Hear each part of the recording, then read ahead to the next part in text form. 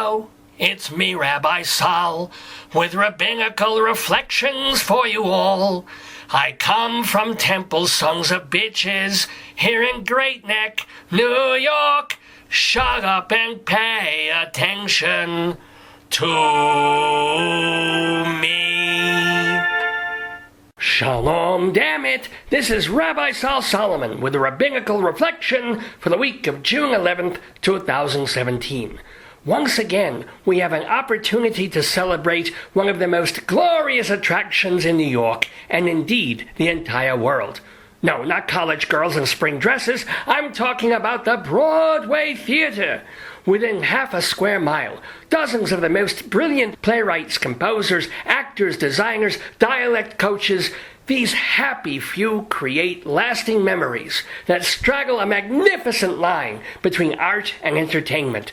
It's kind of like what I do, without the art or entertainment.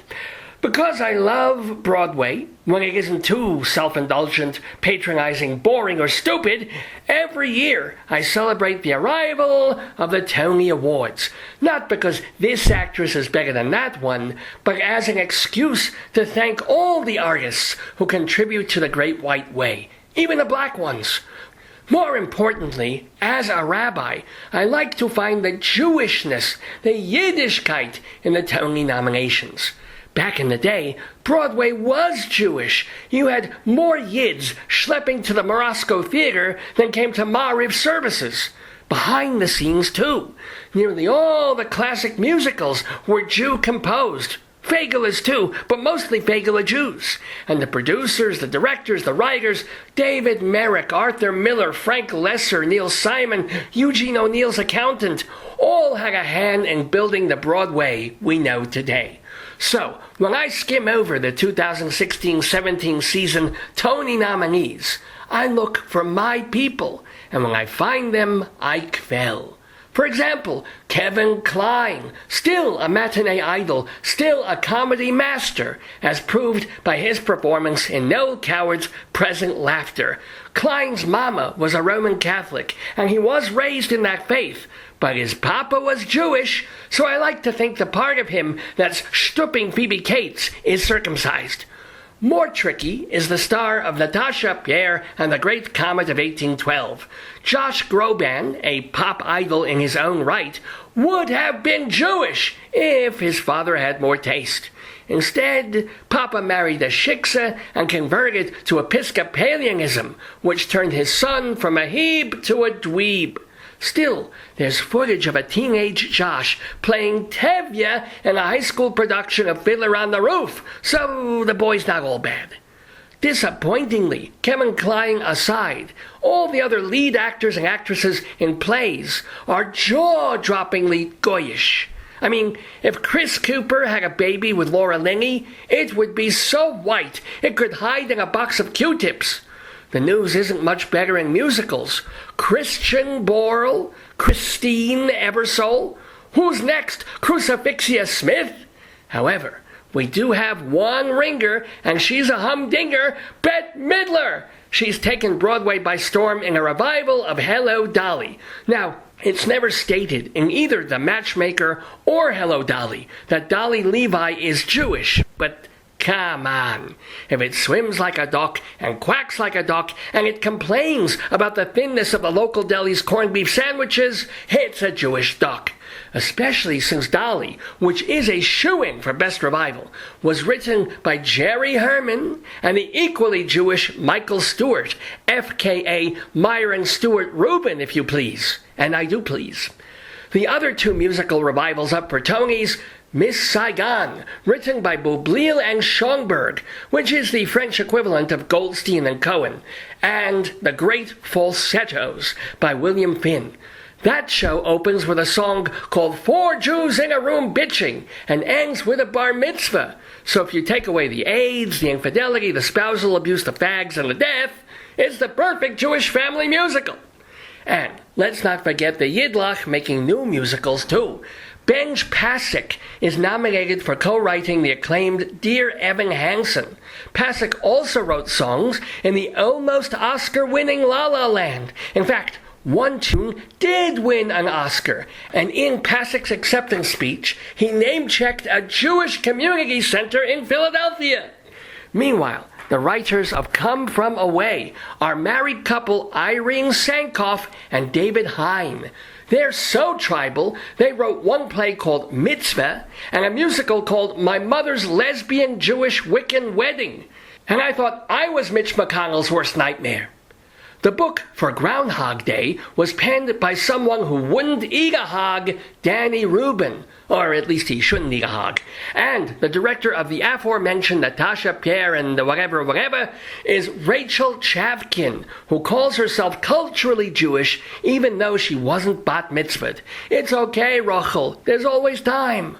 Saving the best for last, 2 of the 4 Tony-nominated new plays have central Jewish themes. Oslo, by the Shagitz J.T. Rogers, is all about how 2 low-level Norwegian diplomats got Israel and the Palestinians to talk peace in 1993.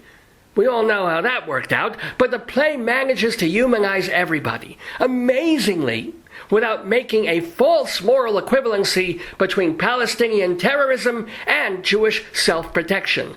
Yes, one of the Israeli negotiators is a total asshole, but he bargains in good faith and, well, let's face it, Israelis, The other Tony-nominated play is by the Pulitzer-winning Paula Vogel, and it's called Indecent, which reminds me of the joke about the old rabbi having sex with a hooker. He gets on top of her, but then he starts crying. "What's the matter?" the hooker says. "I'm sorry," says the rabbi. "This is indecent." "Indecent?" says the hooker. "No, it isn't. It just fell out." But more to the point, yet still involving hookers, Indecent the play is all about the premiere of another play 100 years ago. God of Vengeance by Sholem Asch scandalized the Jewish theater community when it was translated into English and performed on Broadway in 1923. Asch's drama told of a brothel owner who tries to go respectable but just ends up even more morally bankrupt than where he began. The play has prostitutes, hypocrisy, even a lesbian kiss. Yeah! Unfortunately, the whole cast was indicted on charges of obscenity, leading to a trial and eventual exoneration. As for Paula Vogel's play, Newsday Jewess Linda Weiner called Indecent, quote, "a gripping and entertaining show with laughter and tears and a real rainstorm." Because who doesn't go to the theater to experience lousy weather? Anywho, when it comes to the Tony Awards, I do have one complaint. Remember 2 years ago at the Oscars when no black people were nominated for anything? Even then, they had a Schwarzer host, Chris Rock. Can you remember the last time the Tony Awards had a Jewish host? Not Kevin Spacey, not James Corden, not Neil Patrick Harris, not Hugh Jackman. If we go back to 2008, Whoopi Goldberg hosted, but she doesn't count. She just chose that last name because it was somewhere in her family line, and because she wanted to be taken more seriously as an actress. Oddly enough, Whoopi wasn't doing that for her. You have to go back to 2001, when Matthew Broderick, whose mom was Jewish, co-hosted the Tonys with Nathan Lane, who really should be Jewish. And before that, Amy Irving, co-hosting in 1994. Prior to that, Tony Randall, 1982. So, basically, once a decade, we get a Landsman on the dais. So, maybe in 2018, the American Theater Wing will remember who built Broadway in the first place and pick a Hamish host. It just so happens my calendar is free that night, whatever night that is. So, Broadway League, you have my number, my Twitter, and my umbrella, which I really need to get back from you. Until then, this Sunday night, I will be watching the 71st Annual Tony Awards, applauding for the winners, pitying the losers, marveling at the production numbers, and praying for a nip slip on the red carpet. God, I love theater. This has been a Rabbinical Reflection from Rabbi Sol Solomon, Temple Sons of Bitches in Great Neck, New York. Curtain up!